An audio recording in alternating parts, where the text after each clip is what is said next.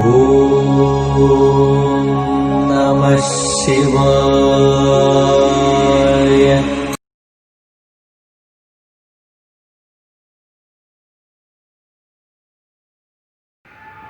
नमस्कार मित्रों, ये जो बेल देख रहे हैं आप,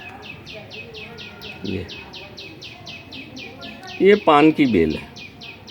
नागवल्लरी भी बोलते हैं इसको, पान की बेल है।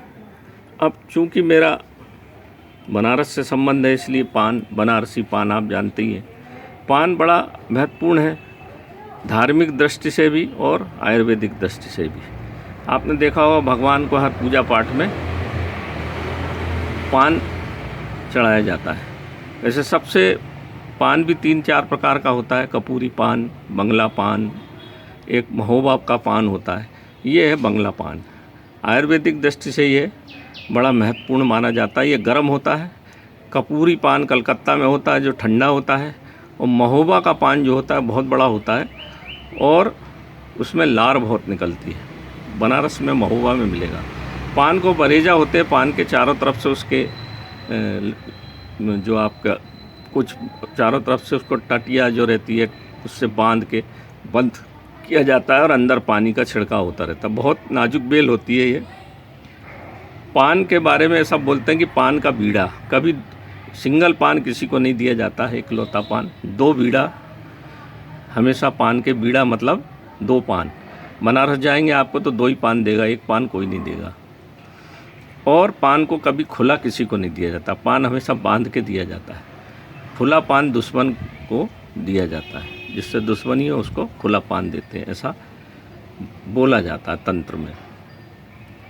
तो ये पान का आप देखिए मित्रों, पान गर्म होता है। ये जो बंगला पान खाया जाता था, खाना खाने के बाद इसमें फिर चूना लगाया जाता, कत्था लगाया जाता। चूना जो है कैल्शियम गर्म होता, खाने को पचाता है। कत्था जो है मेटाबॉलिक रिएक्शन को बढ़ा के आपके हार्ट को अच्छा करता है, और जो खाना खाया आपसे कोलेस्ट्रॉल को बाहर निकाल देता है। सुपारी गरम, खून को पतला रखती है, और पान गरम। इस तरह से सब चीज़ें मिला के जिस भी व्यक्ति ने इसका खोज की होगी, कोई छोटा मोटा आदमी नहीं होगा। पुरातन अपन खा तो लेते हैं पान, पर अति महत्वपूर्ण, खाने को पचा देता है। ऐसा बोलते थे कि खाने का पहला 2 पीक बाहर थूक देते हैं, तीसरा पीक पेट के अंदर लिया जाता है। राजा महाराजाओं से पान ये चला आ रहा है। हमारे खाने का डाइजेस्टिव सिस्टम को बढ़िया करता पान, खून को पतला करता है, खाने को पचा दिया जाता है। मुंह को साफ़ करता, मुंह की दुर्गंध में कीटाणु किसी प्रकार के आपके मुंह में नहीं आए, इसलिए 1 पान खाना खाने के बाद खाने का रिवाज रहा है। पान का एक और प्रयोग है मित्रों, कि पान की ये जो बंगला पान की जड़ में पारद को मर्दन किया जाए तो पारद को शुद्ध होकर मूर्छित अवस्था में आने लग जाता है। इस प्रकार से तंत्र में भी पान का उपयोग है, आयुर्वेद में भी पान का उपयोग है, और रस विज्ञान में भी पान का उपयोग है। तो आप सोचिए, भगवान की पूजा पाठ में भी पान का उपयोग है। तो पान की बेल या पान कितना महत्वपूर्ण है, इसको घर में लगाना चाहिए पान की बेल को, ताकि ये बड़ी शुभ मानी जाती है और आपके घर में किसी प्रकार के उपद्रव को रोकती है। इसलिए भगवान को पान चढ़ाया जाता था। अगर इस बेल को अपने घर में लगाओ, बड़े सहज के लगाना पड़ता है मित्रों, पानी का बहुत ख्याल रखना पड़ता है, नहीं तो ये जरा सी धूप में सूख जाती है। इसके जो पके पत्ते हैं इस तरह से, ये पके पत्ते पान के आप वैसे ही अगर दिन में 2-3 पत्ते चबा लेते हैं तो आपके रक्त को पतला कर देती है, और रक्त से कोलेस्ट्रॉल को बाहर निकाल देती है, रक्त की चाल को बढ़ा देती है। और हृदय रोग, इसका आकार देखिए हृदय के जैसा है। हर चीज़ प्रकृति में है, मैं वही तो बोलता हूँ बार बार, शास्त्रों की उतनी आवश्यकता नहीं है यदि आप प्रकृति को पढ़ने लगें तो इसका हृदय के जैसा आकार है। हृदय के लिए बलवान चीज़ है, कोलेस्ट्रॉल ख़त्म करता है। आप इसे घर में लगा लें, 1-2 पत्ते रोज़, अगर 4 पत्ते खाते रहेंगे तो आपको ब्लड कोलेस्ट्रॉल में कमी आ जाएगी, हृदय घात नहीं होगी, शरीर से पूरा फैट बाहर निकाल देगा, दिमाग को शांति प्रदान करेगा, दिमाग में अच्छा खून शुद्ध जाने लग जाएगा, लंग्स को साफ़ करता है, कफ को बाहर निकालता है। तो ये त्रिदोष नाशक भी होता है पान, इसलिए पान को खाया जाता है। तो ये देखें मित्रों, पान का बड़ा महत्व है। इसके नागवल्लरी भी इसलिए बोलते हैं इसको, इसकी पान के जो बरेजा होते हैं महोबा में बहुत है, सोहागपुर के पास है, जबलपुर रोड पे, वहाँ खूब पान होता है। विशेष जगह पे, विशेष मट्टी में ही होता है, सब जगह नहीं होता।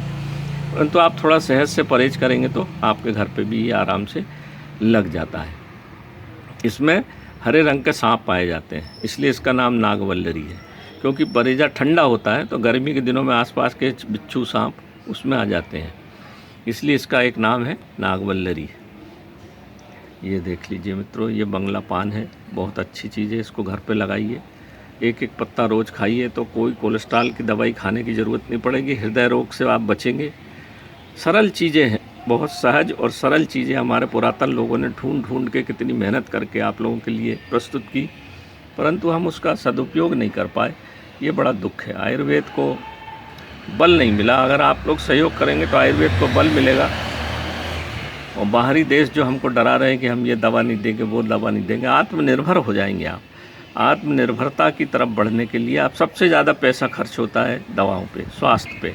देख लीजिए आप, अगर हम आयुर्वेद की तरफ थोड़ा सा ध्यान दें, मैं इसलिए बताता हूँ कि आपके घर के आसपास जो भी वनौषधियाँ उसका आप प्रयोग करिए और स्वस्थ रहिए, ताकि आपका पैसा और समय और स्वास्थ्य खराब ना हो। मैं देखता हूँ, मैं कई लोग बोलता भी हूँ कि आप देखेंगे शाम को तो दो ही जगह सबसे ज़्यादा दुकान पे भीड़ मिलेगी और नगद का धंधा, शराब की दुकान और दवाई की दुकान। बड़ा दुख होता देख के कि शाम के टाइम पे आप देखेंगे तो दो ही जगह सबसे ज़्यादा भीड़ मिलेगी, शराब की दुकान पे और दवाई की दुकान पे। ये दोनों चीज़ें बड़ी नुकसानदायक हैं। पहले शराब की दुकान पे जाइए, फिर दवा की दुकान पे जाइए। इन दोनों चीज़ों को ख़त्म करने के लिए हमको अपने आदत को भी सुधारना पड़ेगा और अपने आत्मनिर्भर होकर अपनी जड़ी बूटी, अपनी औषधियों को पहचान के उसका उपयोग करना पड़ेगा।